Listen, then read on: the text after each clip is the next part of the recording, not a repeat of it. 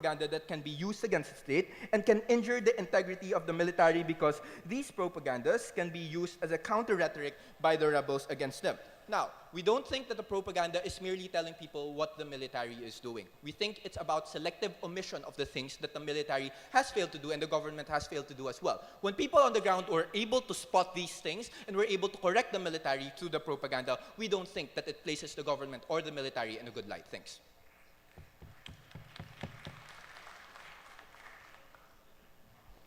I'd like to thank the opposition rebuttal speaker. Let's call the opposition reply. It is a great privilege to have spoken to a lot of military officers and to the distinguished gentlemen in the panel. But we say and we insist in the side of the University of the Philippines that the moral legitimacy of the military is shown and not told. In their side, they want to tell and not show. Affirmative's proposal converts the military into an EPAL. EPAL, like politicians, we want to ban from creating billboards and plasters that promote and glorify their own names and faces that they are doing their jobs. When politicians are doing their jobs, they don't need to tell us. We can see it. When the military is doing its job, we can see it on the ground. The media reports it. If the people believe that the military is bad or that there are abuses, it's because they are really doing something wrong and the media just reports it. So if they are doing their job, we will know about it. They don't need to tell us in school. They don't need to create propagandas for us to be able to believe the military. But more importantly, let us look at the motion. The motion says to weaken the recruitment of the youths. Affirmative's proposal is very weak because their only proposal is for the military to be extolled or to be praised in schools and said the military is correct, the military is right, the military is doing its job, it is clean. This will not deter minors from being recruited because, again, the reason why insurgencies happen and why recruitments happen is not because they believe the military is bad. They don't join the NPA because they believe the military is bad. They don't join the MILF because the military is bad. They join the NPA and the MILF because they are poor and the Hacienderos control all the land. They join the MILF because the government is not listening to real autonomy in Mindanao. That is the reason why they join. So if we only pursue economic reforms, if we only pursue governmental reforms, we do not need to create any military propaganda just to dissuade minors from being recruited.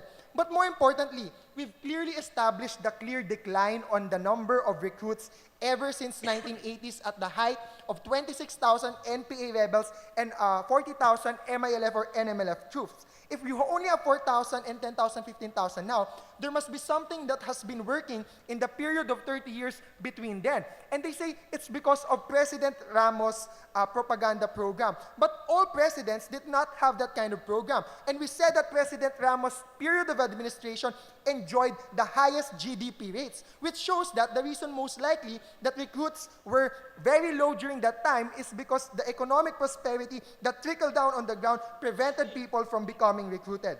Third reason why negative side will win this debate is because affirmative admitted that propaganda will entail cost. But they said it's only little time and little money.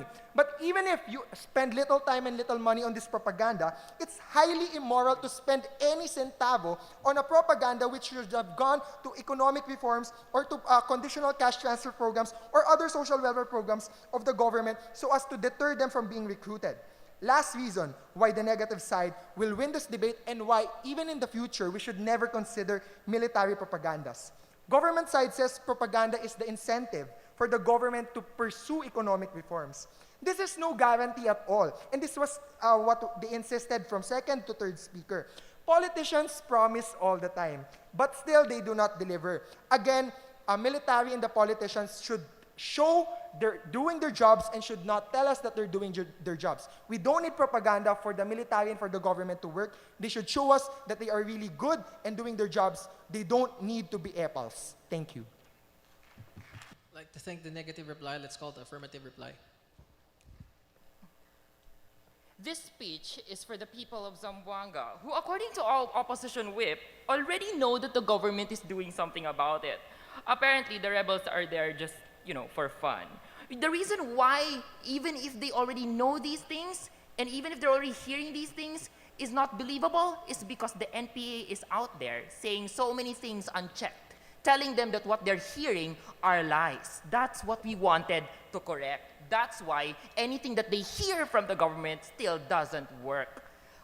Now, according to them, they said that our policy just basically just talks and doesn't show. First, they didn't listen to my speech. That's why Jesus thought that I just had one argument. We told you that our propaganda is not just in words, but also in actions. Creating programs that will make our children feel relevant and part of the peace process. If they say that it is a waste of money, then they're telling us that the peace debates are a waste of money. Hear, hear. We were able to show you what the AFP are, we were able to see what the AFP are concerned of. We were able to realize what are the concerns with the military right now and what they're dealing with. Tell me that that's a waste of time.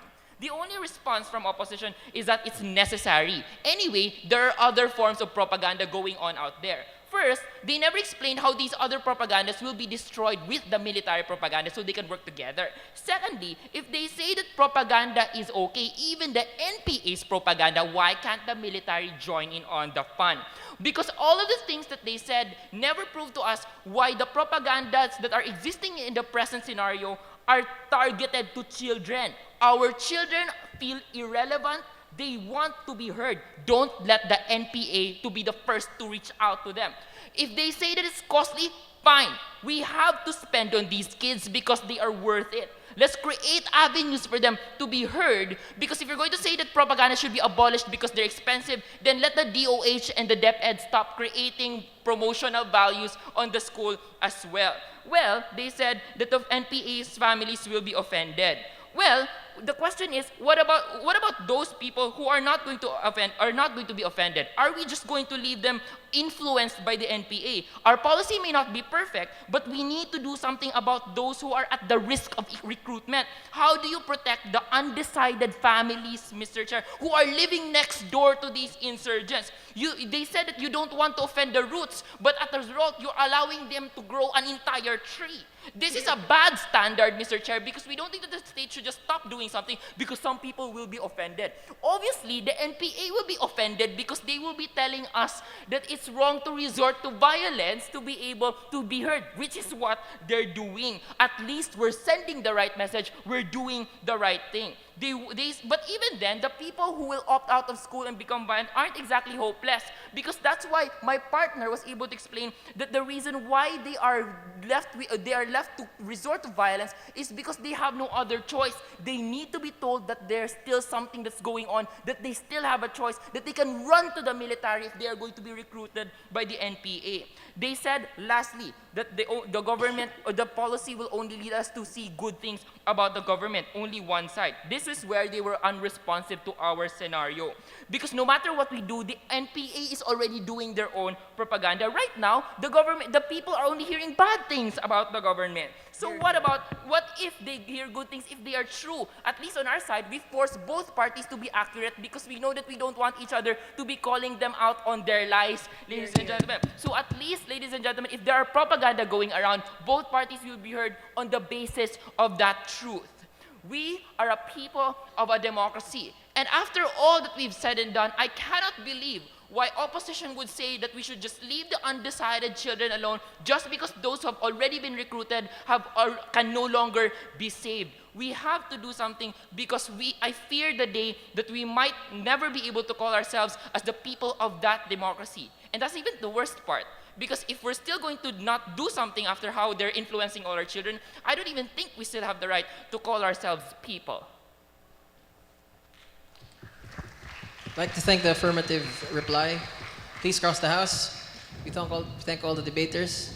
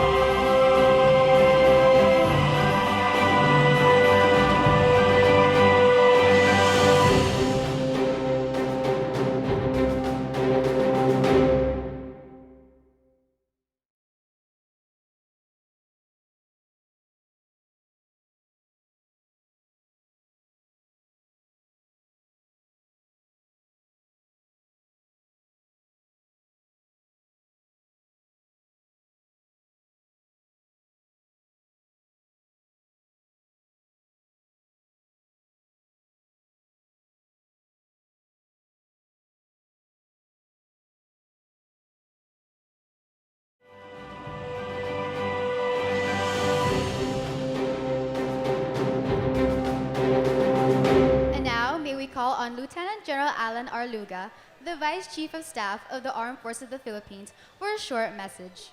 The desire for peace even more deeply to all Filipino today. We just witnessed chaos in Zamboanga City, and we are saddened by the plight, fear, and trauma it is causing. We saw that violence will never solve any conflict. In fact, it has yielded to loss of lives and economic distress in the area. That incident tells us that our call for peace should echo louder and stronger. The incident shows that each and every one of us should make a stand if we are to attain what we aspire for. Today's event is an apt expression of our advocacy for peace. Speech is a powerful tool blended with logical thought and analytical presentation, with a message that is based on facts yet provokes or inspires the listeners. The power of speech is said to be unparalleled. The art of debate combines these facets into one package. Since conflicts begin in the minds of men, it is in the minds of our youth that the foundation of peace must begin. I recognize the immense preparation of our participating students from the various debating society. I should say that the debate itself promotes persuasive speaking, quick thinking, refutation skills, and consistent team strategies. Overall, participation in debates also serves to broaden the horizons of the young minds through effective listening to the ideas of others and respecting of what others has to say.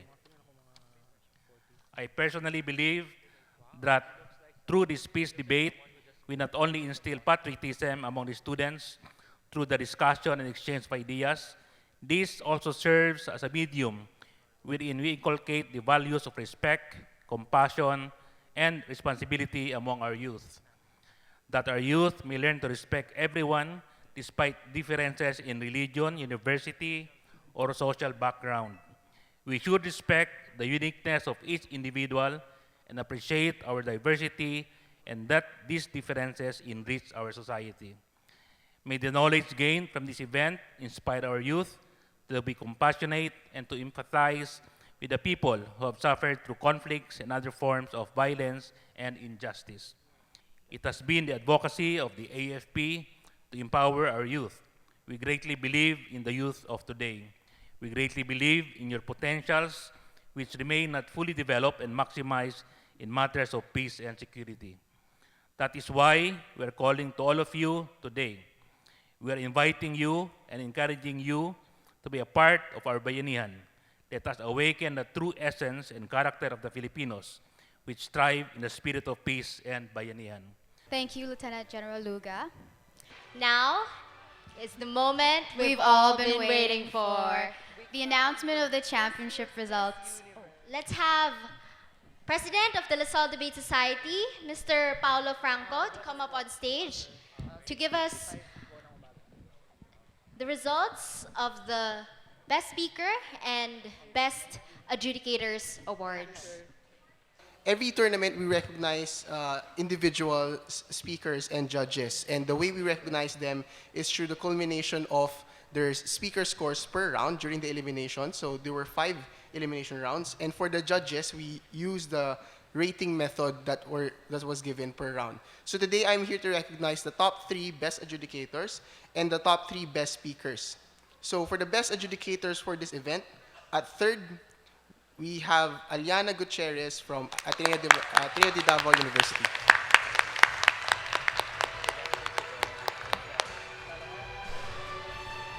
For the best adjudicator of the tournament, we have a 2-way tie. We first like to recognize Ms. Leslie Torres from UP Cebu.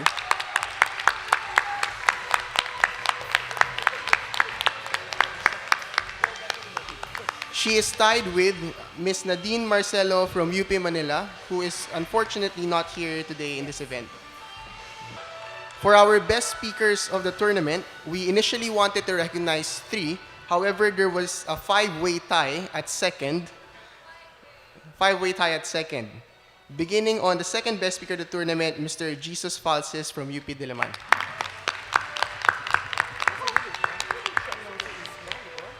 Joining him is Mr. Daryl Isla from Ateneo de Manila University.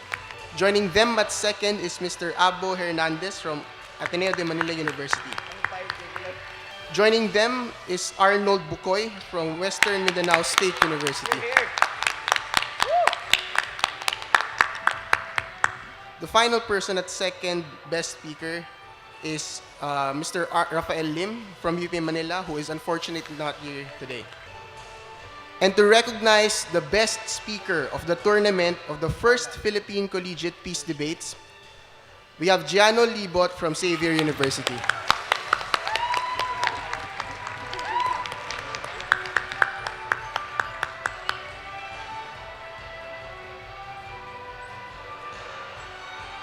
Congratulations to all our awardees. Now I know all of you are excited to hear about the championship results. We'd like to call back on stage our grand finalists. You're here already? All right. The debaters, once again, the debaters from Xavier University and the University of the Philippines, Diliman.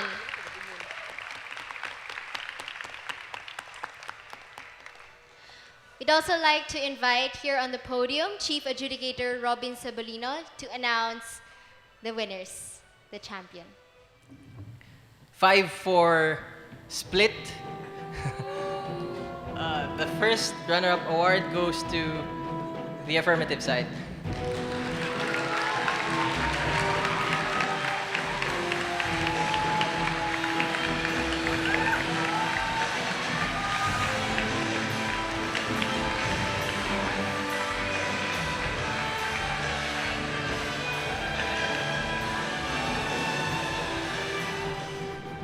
And for the champion, let's give a hand to UP Diliman.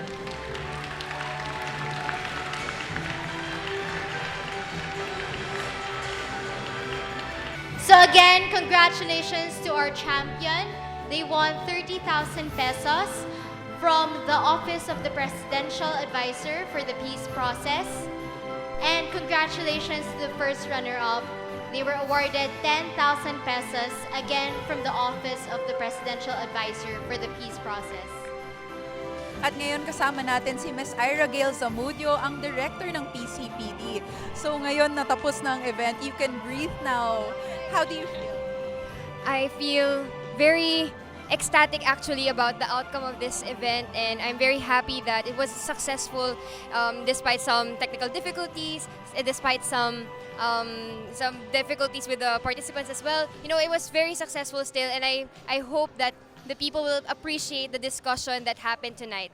I know it was very intense nga. At nakakatuwa na napaka-involved talaga ng ating kabataan. So now that we know that it was a very successful event, are we expecting this to be a yearly thing now? Yes po. I think with the outcome of this event, I think it will be easier to invite more schools to make this a bigger event next time and to invite more sponsors, in fact, to make that happen. Okay, so last lang so that you can rest. Maybe we can have your message lang to all the participants and attendees. Yes. I'd like to thank everyone for all your support, for all the people who came tonight and shared their evening with us. And I hope that you not only appreciate it tonight, but as well as share it with your social circles when you go back home, when you go back to work, at school, especially to the youth. I hope we at the La Salle Debate Society and the Armed Forces of the Philippines, we hope that you will take this with you even after this entire night and the event tonight. Thank you so much, Ara, and congratulations for a wonderful and successful event. At ngayon, kasama natin ang winning team from the University of the Philippines, Diliman. So congratulations, guys. How are you feeling? I'm sure masaya kayo lahat. We were surprised because, it was a 5-4 win. The judges were split. Okay, so how did you guys prepare for this competition? We spent a couple of nights reading about military issues, Filipino issues. Those are 2 nights, right? And then we prepared a lot in the car on the way here. So sa car lang pala. It was just a last-minute thing. So siguro it's a function of the many different debates that we've been through as well. Kasi siguro for more than 4 years we've been debating in college competitions, and these issues about safety can be recurring, so medyo nahasa na rin kami on these issues. And of course, ito nga yung first ever peace debate competition. So what do you think about the idea? I think it's great that they're trying to get different ideas from the youth. Like, probably I'd imagine generals running out of ideas on how to handle issues, so it's a fresh perspective. So maybe it might bring change in the country. I hope they make it an annual thing because it really helped us debaters to become more aware of very specific military and national security issues in the Philippines. And I think it's very timely, especially with the current issue in Western Mindanao. I think it's beneficial to hear the youth's perspective on these issues. okay, so siguro last lang, so you guys can rest your voices as well. Inuubo ka na ata rin. Pero meron lang ba kayong gustong pasalamatan or meron ba kayong message for the viewers or the other participants? I'd like to thank the UP Debate Society and the alumni who will always come back to train us. Without you guys, we probably would have won this. You guys are of tremendous help, and it's just something different. Thank you. I'd like to thank the current members of the UP Debate Society for watching us and giving us support, and to our respective families who we know have given us support. And we'd like to thank the AFP and the organizers, the De La Salle Debate Society. I'd like to thank my grandparents who skipped the dinner just to watch me debate, and also my mom and my aunt.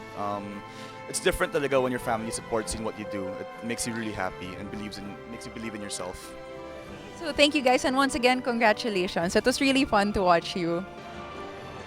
Ating napanood ang kauna-unahang Philippine Collegiate Peace Debate Competition kung saan nagwagi ang University of the Philippines Diliman. Kaya naman congratulations sa kanila. Napaka-intense ng kanilang pagde-debate kanina at nakakatuwang panuurin na talagang nai-involve ang ating kabataan sa mga issue sa seguridad at kapayapaan sa ating bansa ngayon. And of course, congratulations rin to the runner-up na ang Xavier University and to all the other participating universities. Muli, iisa lamang ang nais iparating ng ating natunghayan na ang buhay ng bawat Pilipino ay mahalaga at ang karapatang mamuhay sa isang mapayapa at matiwasay na lipunan ay isa sa mga lubos na binibigyang halaga ng ating pamahalaan.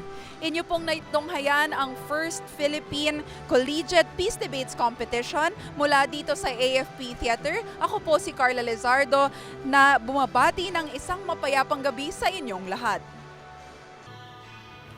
Kung may kapayapaan